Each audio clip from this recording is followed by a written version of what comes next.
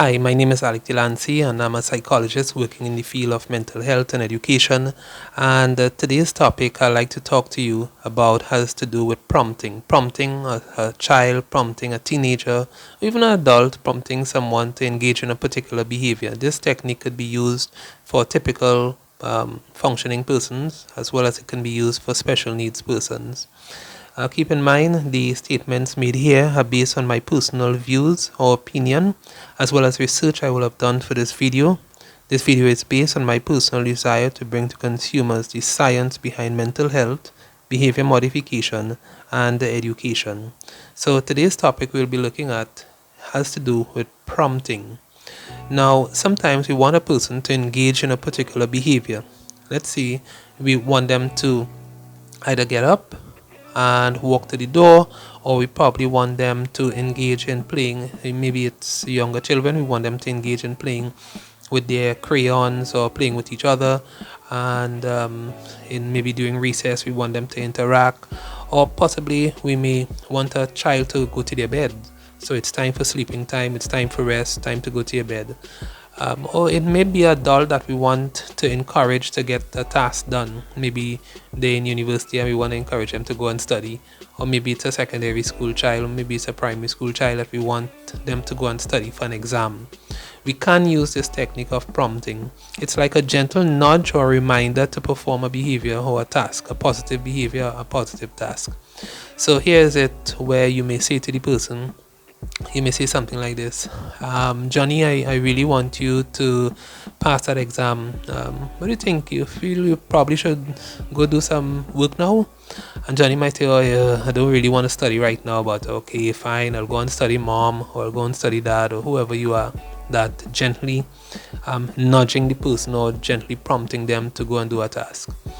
Or it may be another instance like this. Maybe you want a person to sit quietly, pay attention, and follow direction. Maybe they're in the classroom and you want them to really sit down. Maybe they're talking a lot and there's a lesson that is going on and you want them to really pay close attention to the lesson. You don't want them to be talking. You probably just want them to focus on you. Maybe you're a classroom teacher and you want that child to just focus on you so that they can get as much information as possible. What do? Well, you could use this technique of prompting. What you can say to the child, it's something like, okay, all right, so at this time, I want everybody to eyes on me, and what do you all think you all have to do next? They may say, well, sit down quietly, that's good. What else? Take out our notebook and pens, that's great, excellent. So at this time, I want you to do all that you just said. So you're kind of prompting them. All right, so it's time to do what now? It's time to, come on class, you just said it. It's time to sit quietly, sir. What else? Take out our books and our pens. What else? Pay attention, follow direction. That's great. So you're kind of giving them that little prompt so that they can get stuff done. They can focus. You can get your teaching done. Maybe another example I can use, it's like this. A person is getting ready to wrap up for the day, and for some reason school is about to be over. Let's say you're a classroom teacher, so school is about to be over, but the person, although, and this may not happen often because a number of kids just want to get out from your class, but let's say for example they're busy talking about something and they're having fun doing it, but it's time for them to wrap up so that school, the bell is about to go, the buzzer is about to go, and you want them to be able to complete this task that they're doing and actually put their books away and be prepared for whatever you all do in the school to conclude the day. You may use a technique like this. Maybe it's a light switch.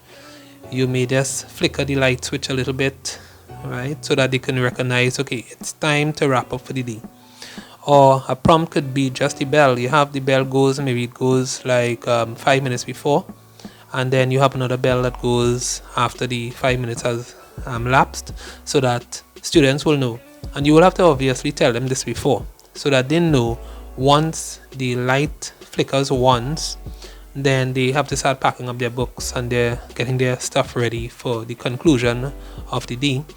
and or the first bell goes and then there's a second bell that goes to kind of highlight, okay, it's time to get ready to conclude the day. So these are just some prompting techniques that could be used for a person to engage in positive behaviors, and it takes consistency, it takes some level of training the individual that this is what we do. But once persons have been trained to recognize the light switch, the bell, you using a tone of voice, or maybe it's a hand gesture or it's a signal that you give to a person, such as you may tell them before, when I raise my hands up, that means you have to stop. So they may be involved in an activity, maybe it's a dialogue or something like that, and maybe the class is getting a little noisy.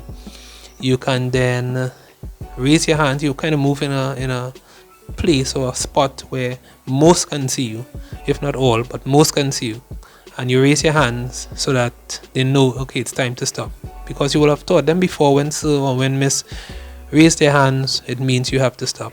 So those are just some prompting techniques that can be used in the classroom, and while some of you all maybe have used it already as teachers, or maybe as a parent you may have used it before, that's great, but just keep using it more fully.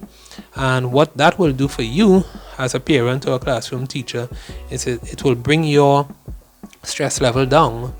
Instead of shouting, okay, get ready, you all know this is what you're supposed to do, instead of doing that, you just use body language, you use your voice, you probably have a hand signal, you probably use the light, you probably have the bell, so that persons will know it's time, it's a prompt, and it's time to engage in another activity.